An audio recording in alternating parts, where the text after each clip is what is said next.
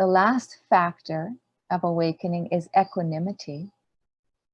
And that is also the fourth heart practice, or the fourth Brahma Vihara. And so I thought we could spend some time with equanimity tonight as our heart practice. And so equanimity is this practice of balance, this practice of steadiness, this capacity, kind of growing capacity to be with the ups and downs, the joys and the sorrows of this life. Doesn't make it easy. There's a saying that, of course, we can't stop the waves, but we can learn to surf. And this is the quality of equanimity. I feel like we can also learn which beaches are less windy. And I think we can also learn to love activities on the land. So there's various wise responses that can come when we are having windy, you know, when the wind is up and it's windy, very windy for surfing.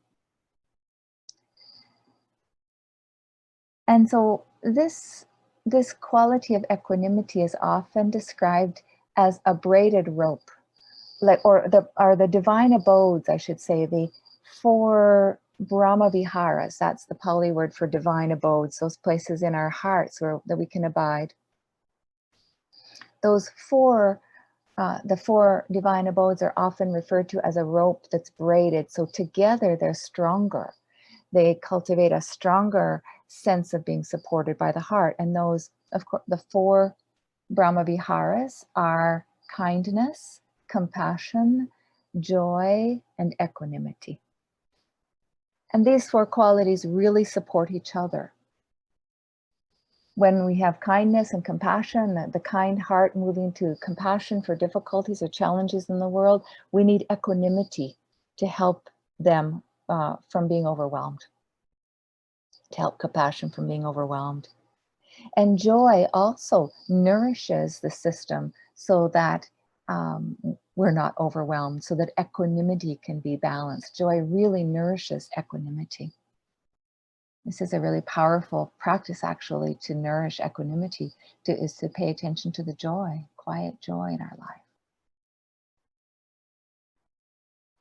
And so these 4 work together. So I'm going to invite or offer a meditation tonight that weaves together all 4 of the divine abodes with an emphasis on equanimity, with an emphasis on the steady heart in the midst of things.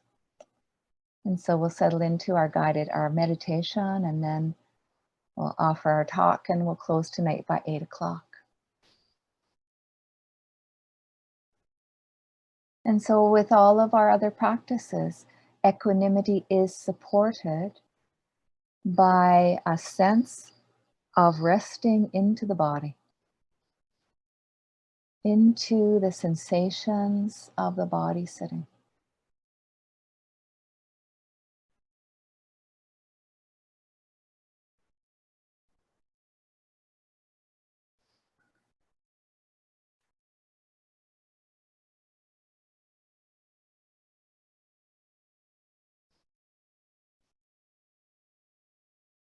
And just sensing your feet on the floor, hips in the chair.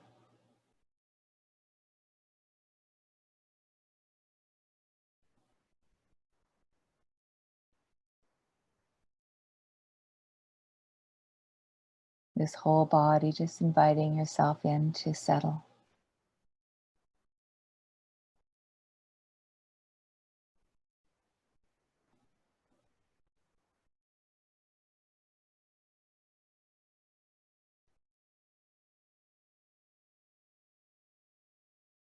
And sensing the breath in the body.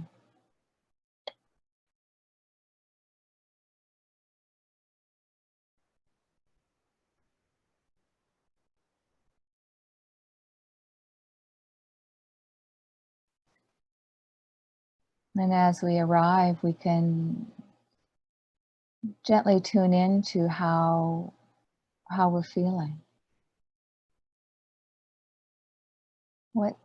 What's happening for you in the body right now?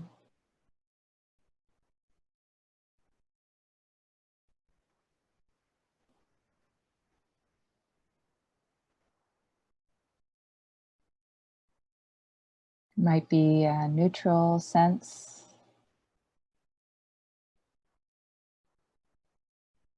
It might be a sense of some tightness or some constriction. It might be a sense of relief or settling or calming. It might be a mix of all three.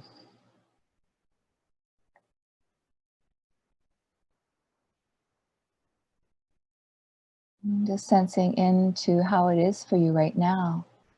And can you sense, can you be with this with some steadiness? Just what's here.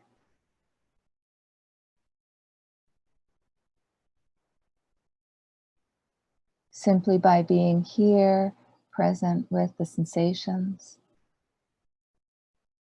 using the body or having the body as a refuge, as an anchor.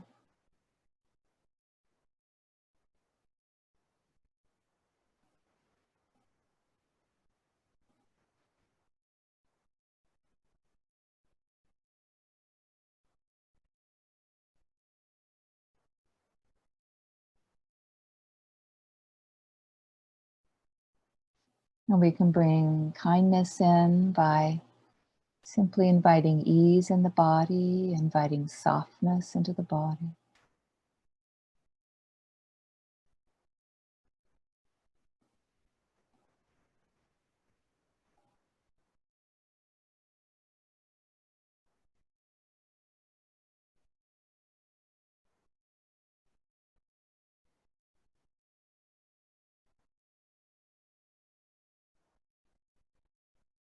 And we can gently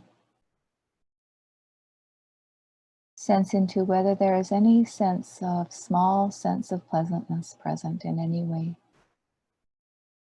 Pleasantness with maybe a little bit of settling, pleasantness with stopping, being a little more still, pleasantness with being supported by the chair. And if there is some small sense of pleasantness, let yourself settle and feel that.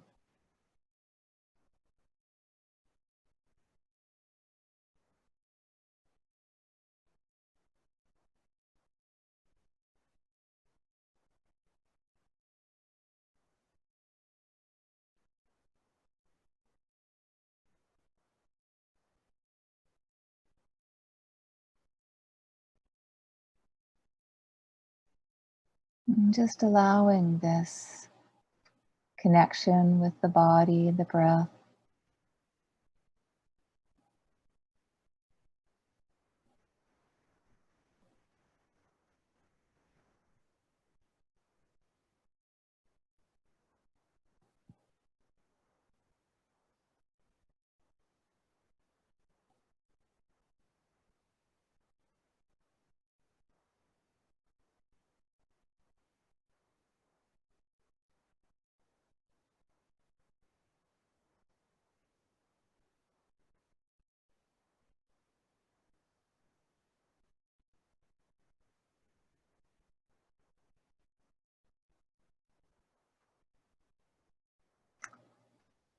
And then just invite you to think of perhaps something that happened today that was slightly challenging.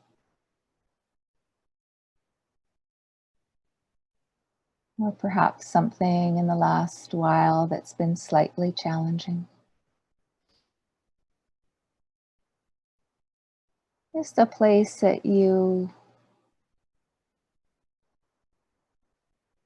might want to, or may be helpful to have a little bit more balance in. Something happening in the community or with work or with relationship or the home.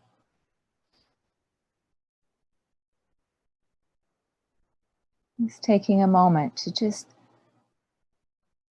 with softness, connect in with the heart of that situation.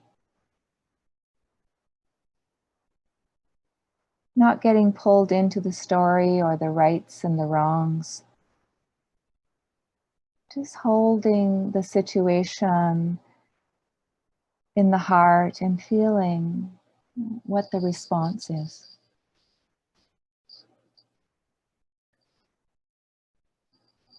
Sometimes there can be a withdrawing, a constricting, a pushing away, a pushing down. There might be a sense of nervousness or fear or irritation or sadness.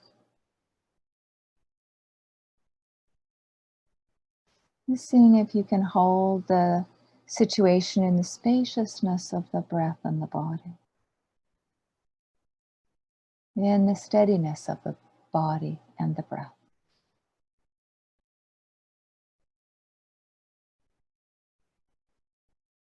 Breathing and softening and holding.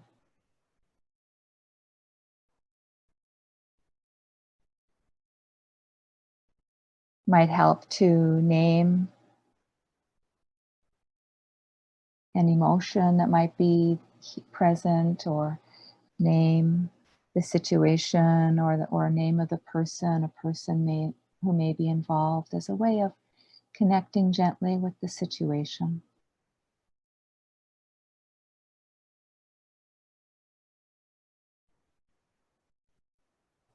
And then expressing in some way equanimity toward the experience. And what I'll do is offer some phrases that can incline our mind towards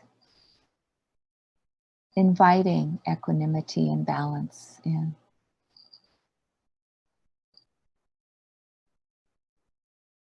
May I be kind and soft in the midst of this.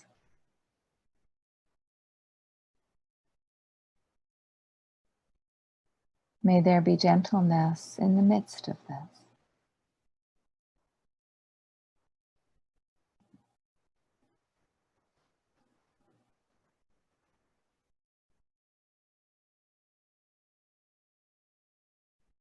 May my mind and heart open to this experience with balance and with ease.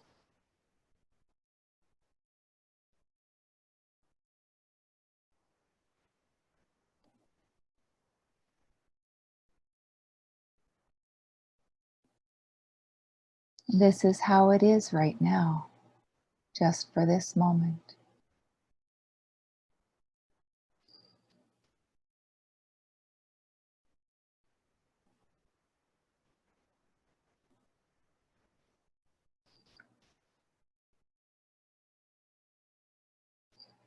And choosing a phrase or for yourself just to offer to help the system support some balance and some equanimity.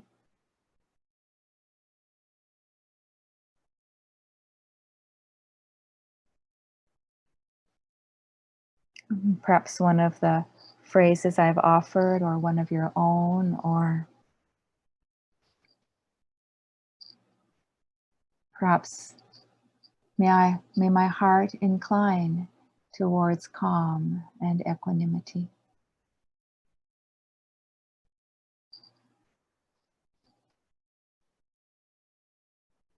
All beings have their own journey.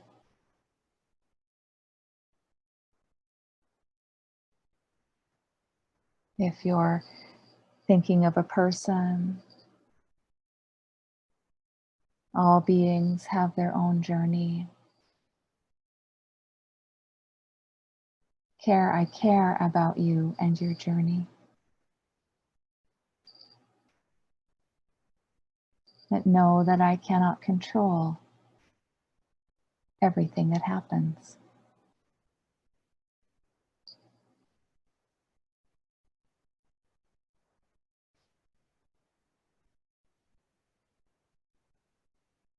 Choosing a phrase for yourself or naming what is here for you.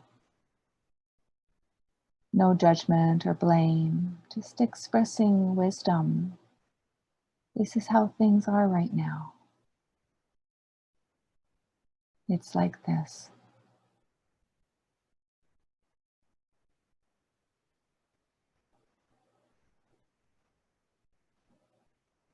Not needing to mechanically say the phrase, but even if you can just you can even drop the phrases and just hold the situation in a kind of steadiness in the body.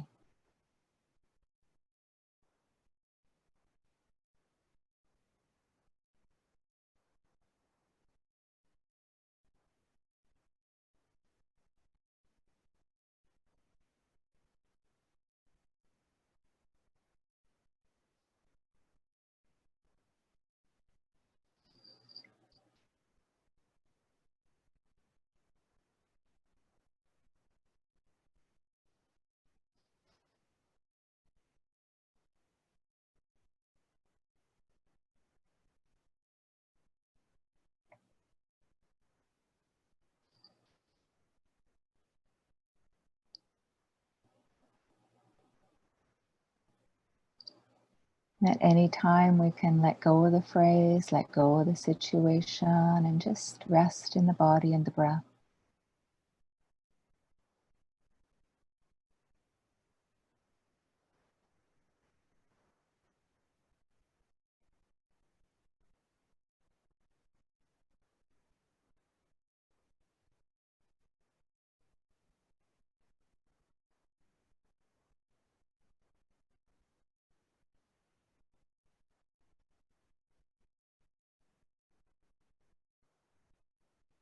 Resting in the coming to rest now in the body and the breath, the sense of the whole body breathing.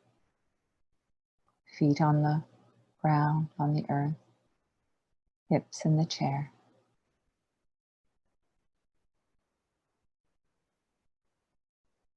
Back supported.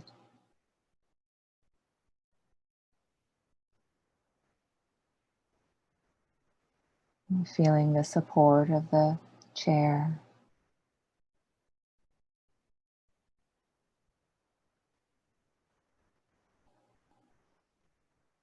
The steadiness of the body sitting.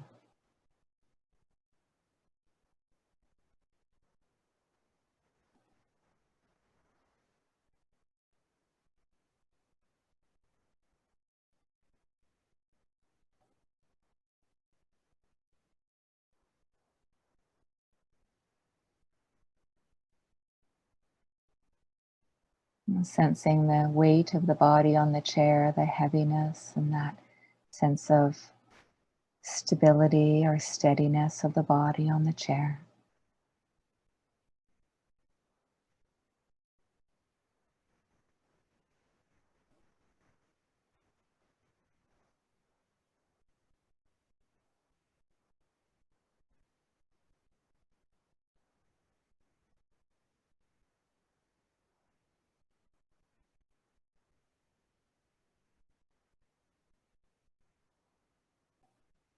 And sensing the breathing in the body. This steadiness of the body breathing.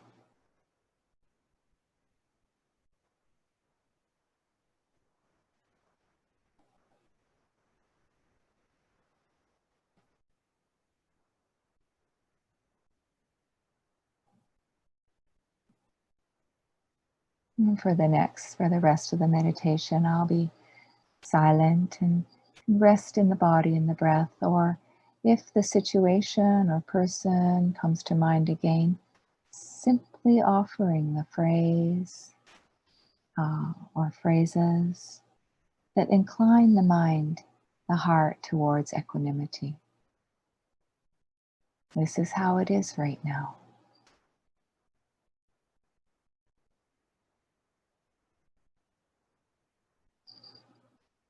May my mind and heart open to this experience with balance and ease.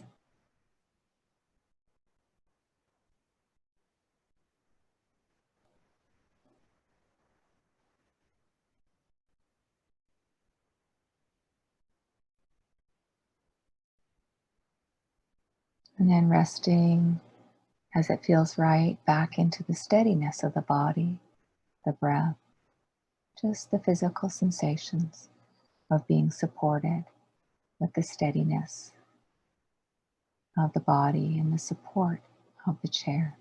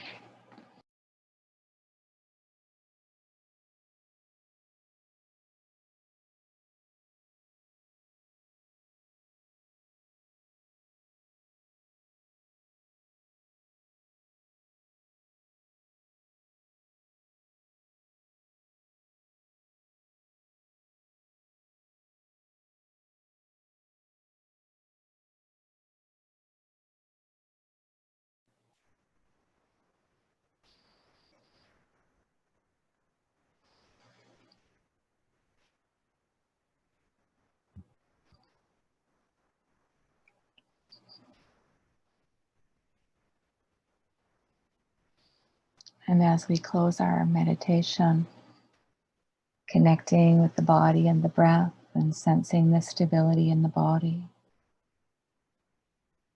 the steadiness and the feet on the floor.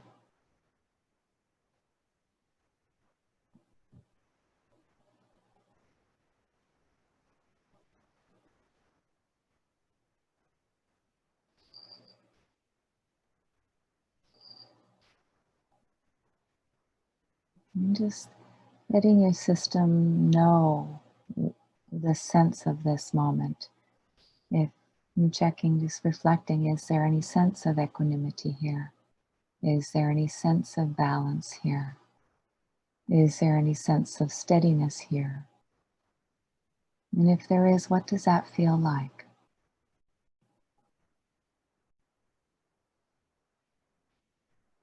And see if you can just find a soft, like a little sense, a gentle sense of a word that would describe that. It may be in some small part of your experience right now, maybe in the feet, maybe in the weight of the body, maybe in a settledness in the heart, in the mind. Perhaps a gentle acceptance of some discomfort in the body, some agitation in the heart. Perhaps there's a little bit more stillness around it. And sensing for you what would be a way of noticing, describing any sense of equanimity or balance or steadiness.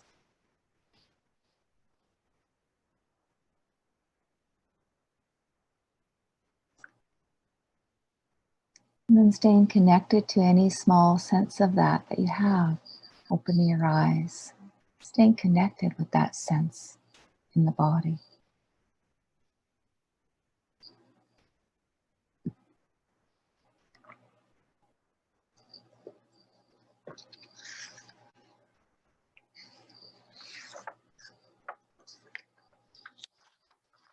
So, dear friends, I was reflecting today or kind of sensing in my mind for an example of equanimity. And I realized, of course, that today is Orange Shirt Day. And this is a great example of equanimity. And I'm seeing folks who have orange shirts on in commemoration of this, perhaps. Oh, there, yep, there. Thanks, Diane. Let's go on gallery view and see everyone's orange shirts if you wish to go on gallery view. And just see, there's a number of, I have a scarf in lieu of a shirt. So, Orange Shirt Day began, what's the story? It's Phyllis Webstad's story. And she is from Canoe Lake Band in northern BC. She began telling the story of her experience in residential school.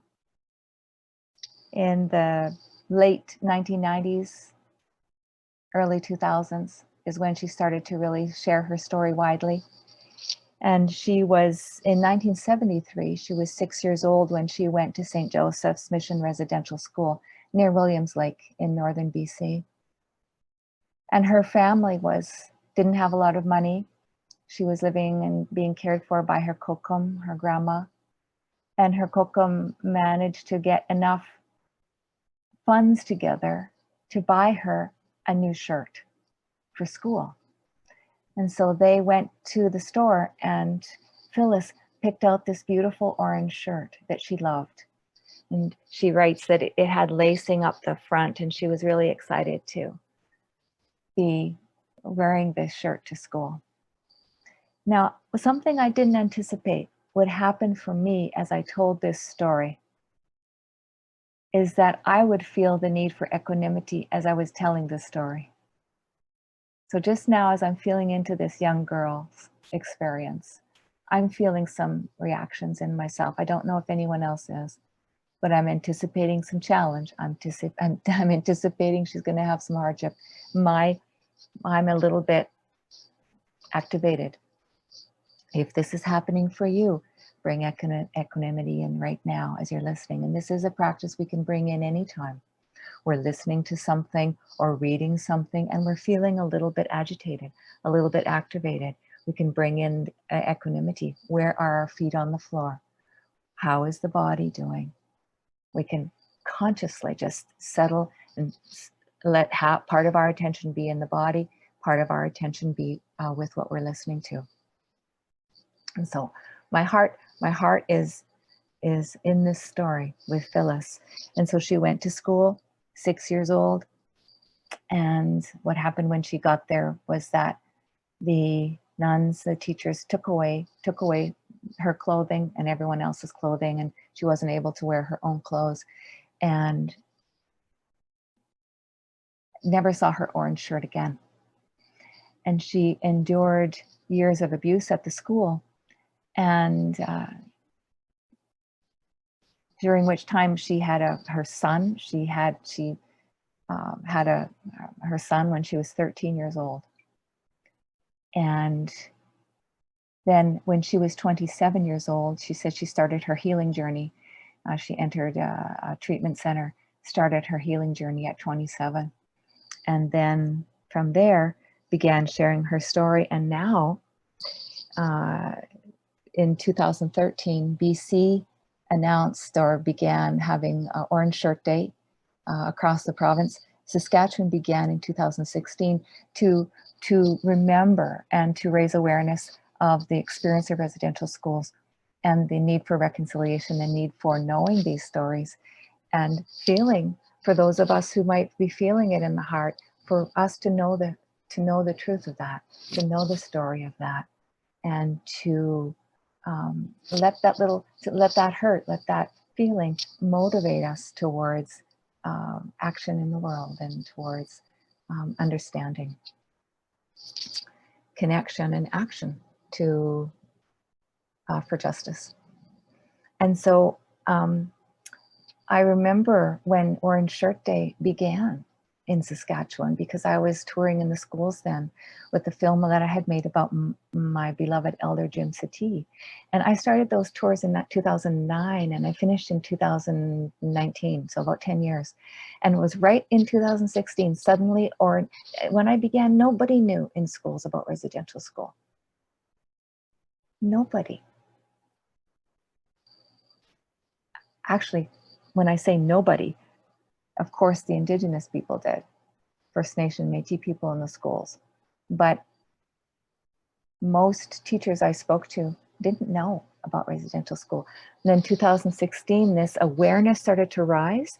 And by 2017, 2018, 2019, when I would do my tours, which is often at this time of year, then the whole school would be orange. And the whole school, I'd say, what do you folks know about residential school? Every hand would shoot up in the schools, even the younger grades, and they would tell me all about residential schools. And so for me, that I wanted that 10 years really was amazing to see the change. And we often feel like no change is happening, but for me, that it was amazing to see change in the schools in that 10 years. It was very heartening, and so we can really be grateful to people like Phyllis. And now I want to say that she now has written 2 books. She's a speaker that travels nationally and internationally. And she's a graduate from the Nicola Valley Institute of Technology. And in 2017, she received the Distinguished Alumni Award for her unprecedented impact on local, provincial, national, and international communities through her sharing of her orange shirt story. So I love that, you know, she needed a lot of equanimity in her lifetime.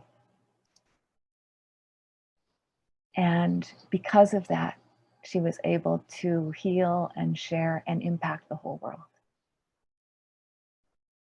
And so this is the quality that we're cultivating also, this capacity to be balanced in the midst of challenge and difficulty. And we all have it now. And the world, of course, is having it now in its own way. We're still working, of course, with COVID and with racial justice, with the fires on the West Coast. So we need our equanimity. So there's a few ways, I want to offer a few ways to cultivate it. We worked with the phrase practice in the meditation, and this is a traditional way of cultivating equanimity. We can just use these phrases. We can, I think, first of all, steady in the body and the heart, steady into the sensations of the body. And then we can bring in the phrase. And I offered several phrases that you'll find your own that work for you. May I meet this moment with as much balance and ease as I can. May I know that joy and sorrow rise and fall. May I hold with wisdom the way it is right now.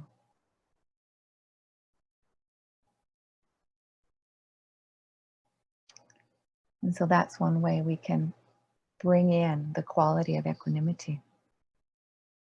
And in the context of the 7 factors of awakening, this cultivation, this intentional cultivation of equanimity, or any intentional cultivation, is really one of the important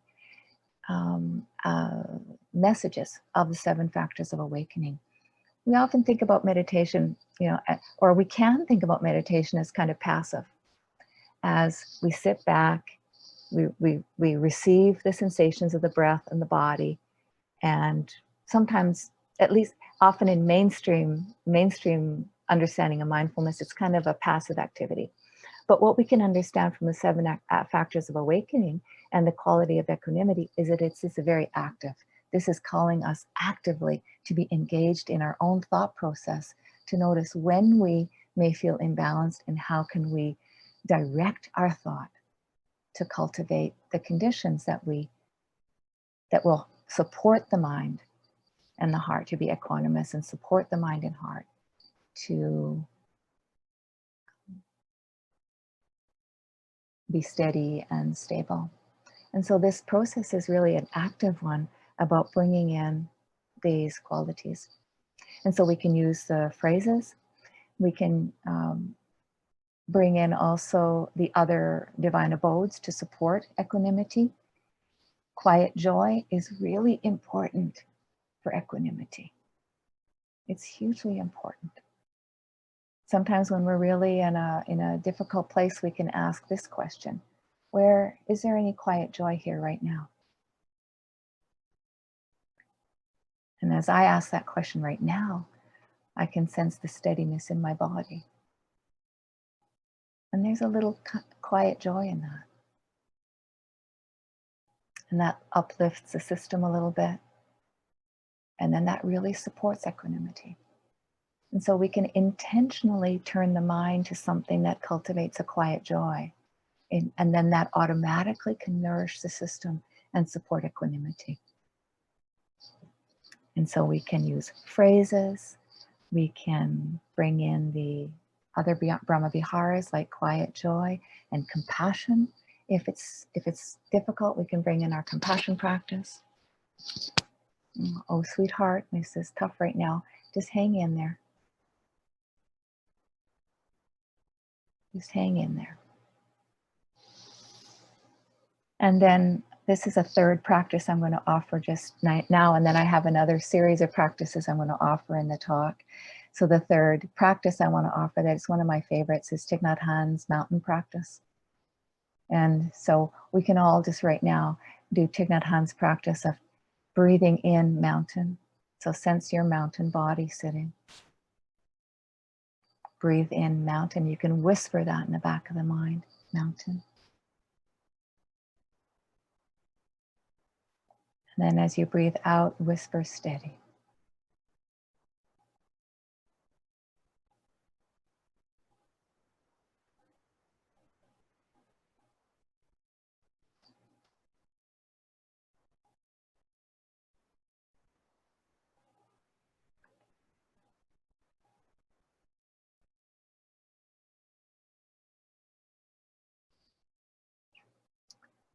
So those are some practices for equanimity, for bringing this balance into our mind and heart.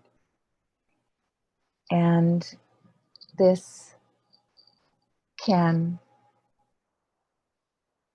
strengthen the muscle of mindfulness. It's like the yeast in the bread.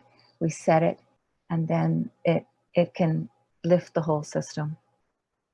And we all will need it frequently. I needed it this last week.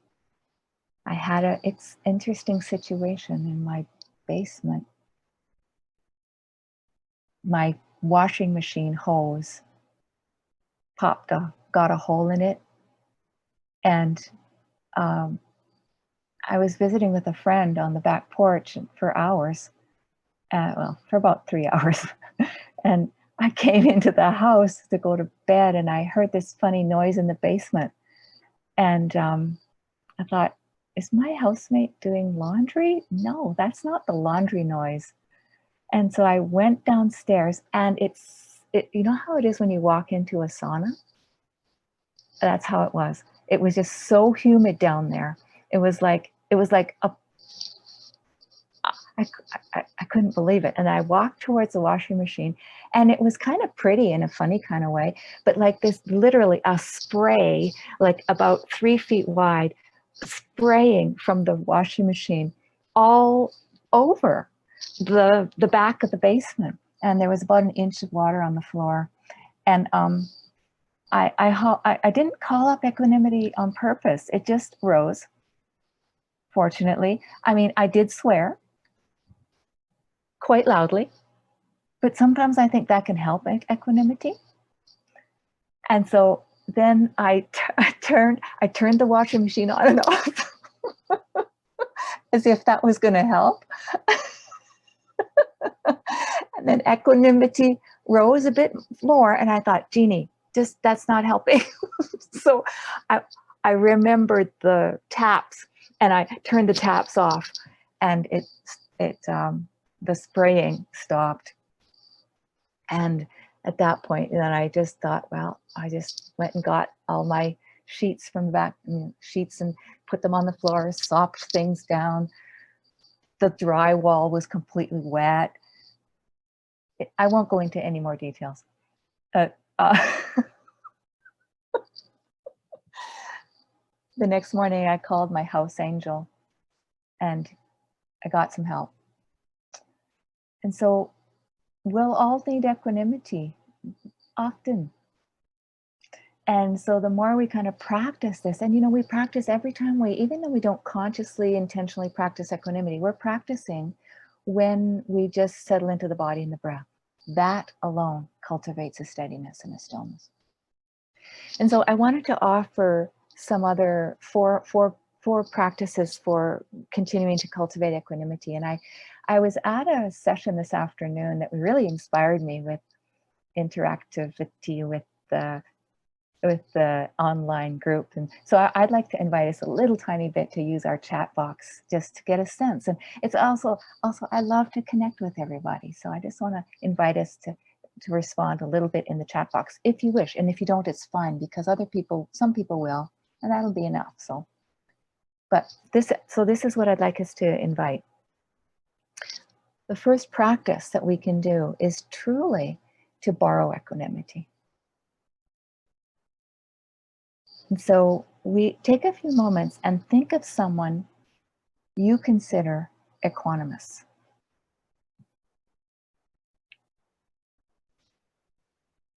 This could be someone you know or someone you don't know. You just think about times that you've perhaps witnessed this person and others, this person experiencing or demonstrating equanimity.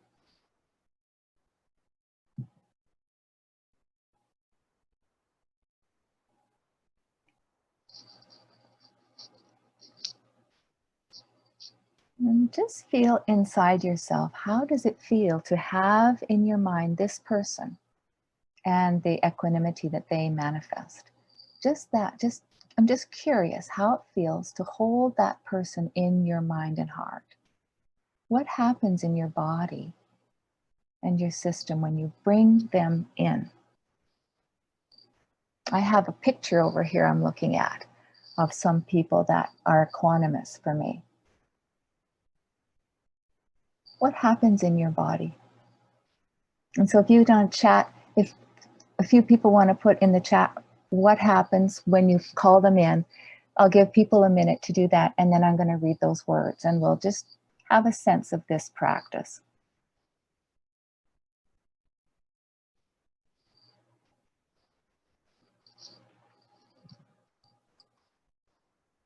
And as people are entering their words, just continue. You can just continue to reflect, hold this being in your mind and heart, and just let this practice ripple out in you for a little bit.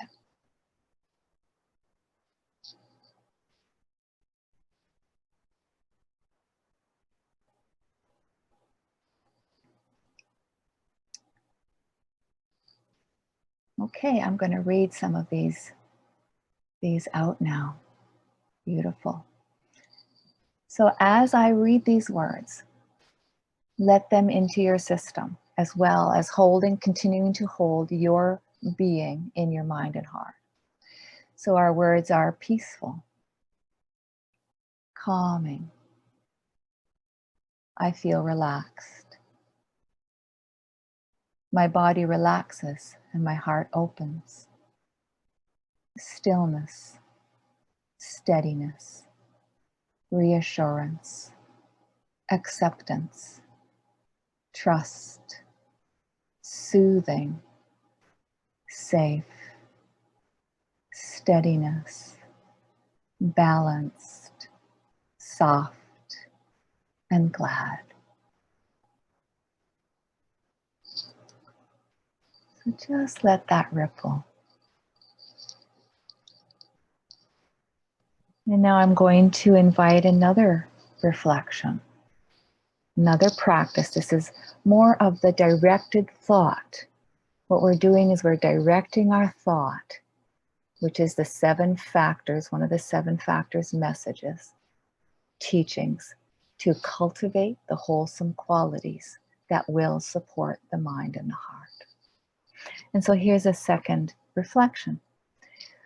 Just think into a time when you experienced equanimity yourself.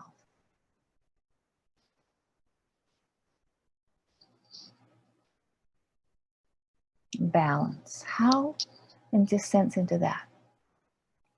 How do you recognize it? What does it feel like in your body, your heart, your mind?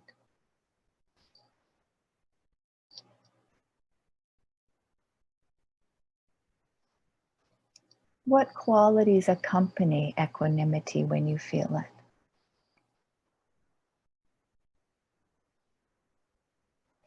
And so whoever would like to type in the chat box, what does it feel like when you experience it? What qualities are present for you?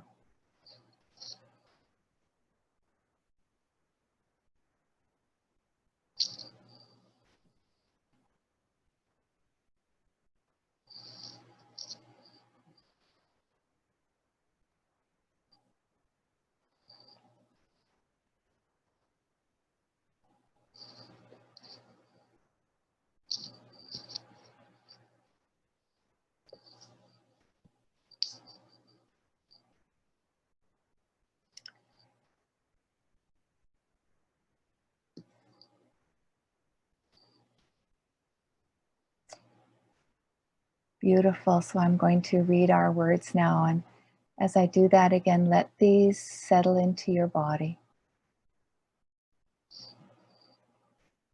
Release, ease, release of control, non-reactive, receptive. My body is relaxed and my mind is clear, joyful, grounded, joy, grounded, still, quiet with space and whole.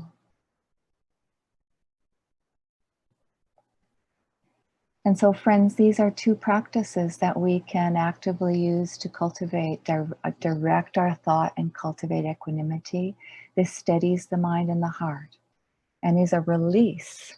This is a release of reactivity and a little taste of peace. And so I'm so happy to have connected with you in this way. It's really so lovely to connect with the Sangha this way.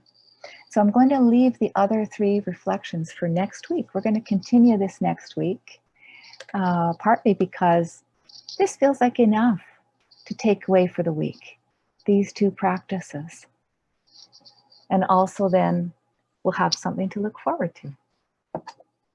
So I'm going to close with a poem from Chief Dan George, who is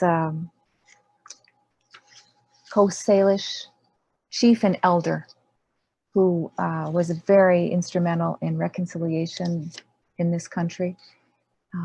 He died, I think it was 1981. I'm not certain about that, but I think so. And I have a book that he wrote called My Heart Soars. And I'm going to read the poem, My Heart Soars, because it speaks about his equanimity, his nature practice of equanimity. And we know he needed a lot of equanimity, as our elders do in this country. So this speaks about the equanimity that he receives from nature, which I know we all also can relate to.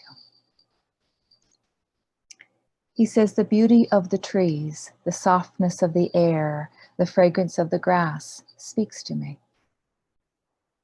The summit of the mountain, the thunder of the sky, the rhythm of the sea speaks to me. The faintness of the stars, the freshness of the morning, the dewdrop on the flower speaks to me. The strength of fire, the taste of salmon, the trail of the sun, and the life that never goes away, they speak to me. And my heart soars. Let's just sit for a moment.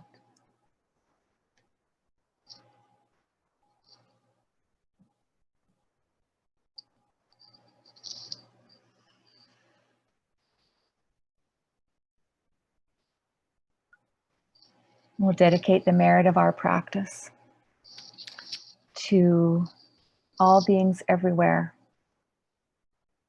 and to Phyllis Webstad for her beautiful gift of equanimity teaching in the world. To all beings everywhere. May all beings be able to call upon and summon up, cultivate and rest in this equanimity. And may equanimity sustain and nourish and nurture each one of you this coming week.